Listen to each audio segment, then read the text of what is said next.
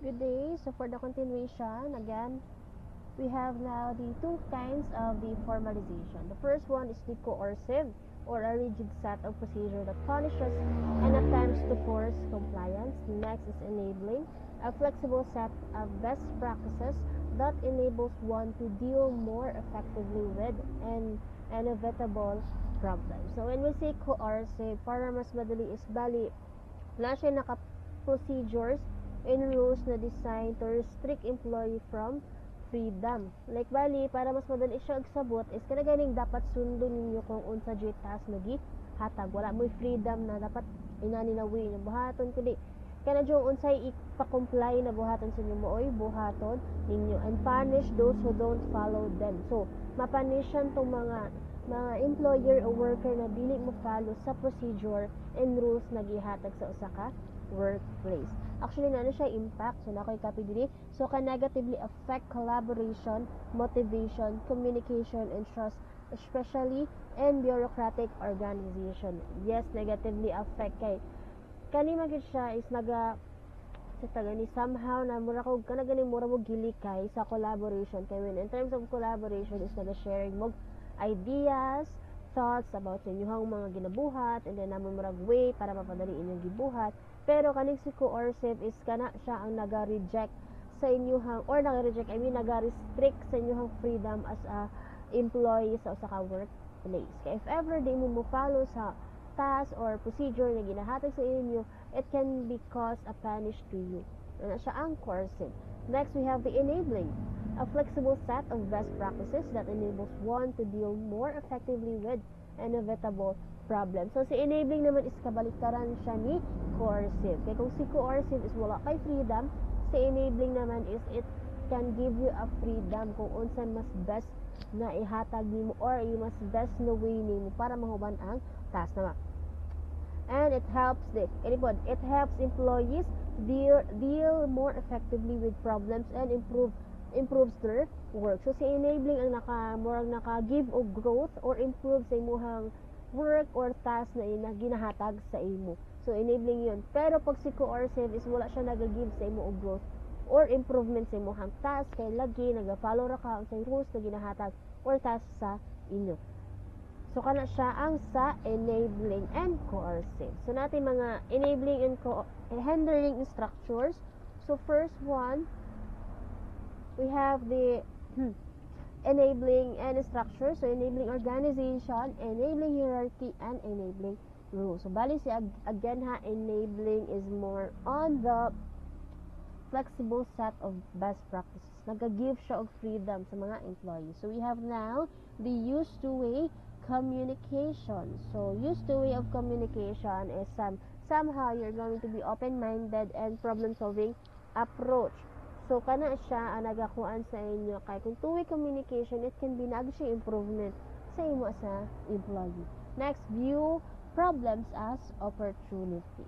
So, kana siya na imbis problemahon nimo maayo ang problema na gihatag, kundi imo na opportunity na siya na niabot sa inyo na kailangan ninyo siya solve na problem.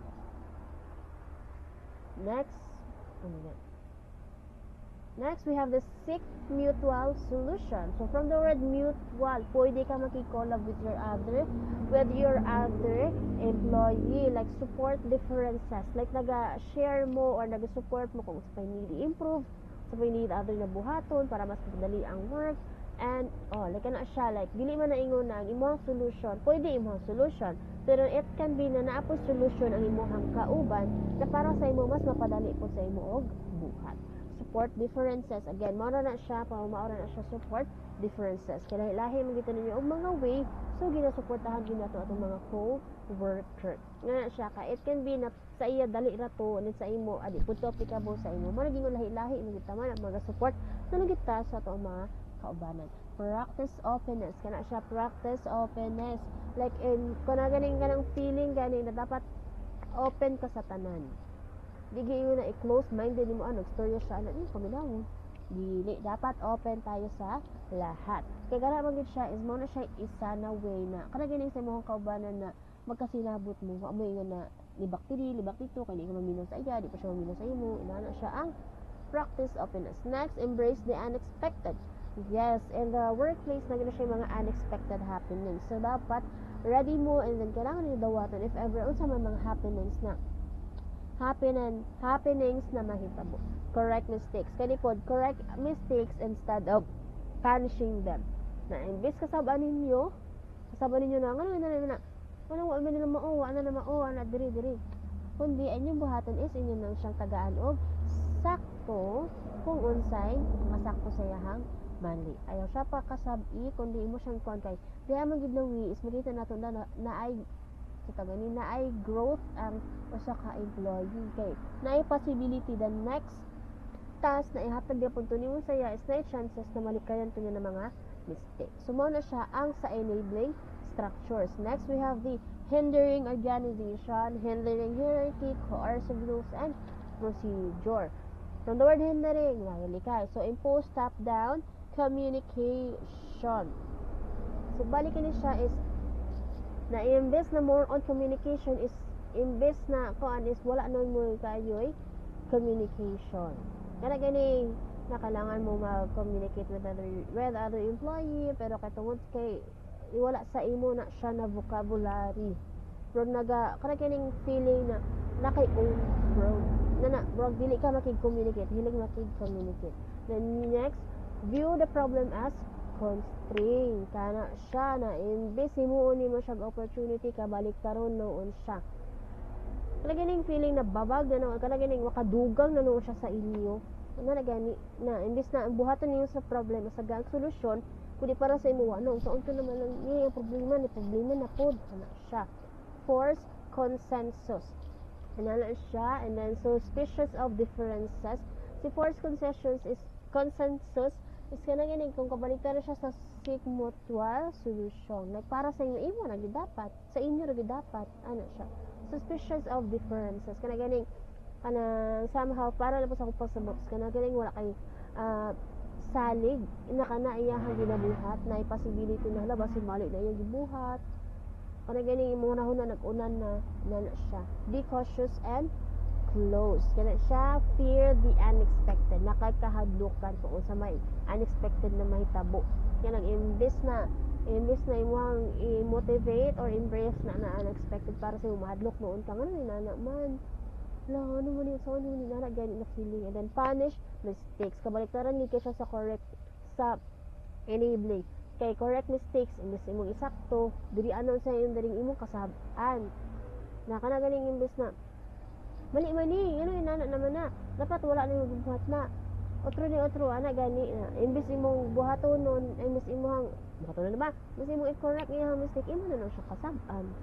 So it can lead to like somehow makadown siya sa usa ka worker. So mo na siya ang hindering organization and hindering hierarchy, coercive rules and procedures. So mo na siya diha ang sa two kinds of formalization. So this will be the last topic for our lesson 2, the formalization. For the next week, we will continue the structure of schools. We have more 3 pa na tulo na i-discuss. And then, that's all for our lesson 2 for this module. Actually, this module is daghan ki siya og i-discuss pa ng mga structure of schools. Bali na ilahi siya og way na siya guys. Ino siya. Sige, so any questions and clarifications, again, just message or group chat.